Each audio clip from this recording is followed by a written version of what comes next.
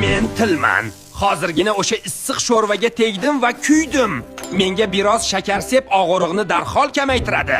Quyoshdan kuygan bo'lsangiz, birinchi o'rinda iliq sovuq dush qabul qiling. Meni surting patulingga. Men tanani tinchlantiraman. Agar qo'ling yengil kuygan bo'lsa, tish pastasini surma. U yarani battar qiladi. Hozir senga o'rgataman nima qilish kerakligini. Birinchi o'rinda qo'lingni sovuq suvga 5 daqiqa tiq. Qo'lingni yaxshilab quritib meni sursa. Ma'lumot foydali bo'lgan bo'lsa saqlab qo'y, obuna bo'lishni unutma. Iltimos, meni zaryad olayotganimda yostiq ostida qoldirma. Batareyam qizib ketyapti. Bu juda xavfli va yong'inga sabab bo'lishi mumkin.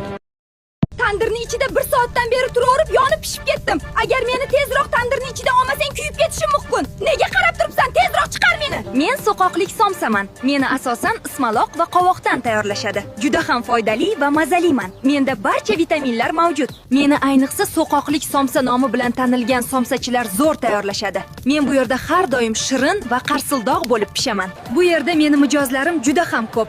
Chunki ular qayerda haqiqiy so'qoq somsa tayyorlanishini yaxshi bilishadi va iste'mol qilishadi. Bizda dostavka xizmati ham bor. Bir zumda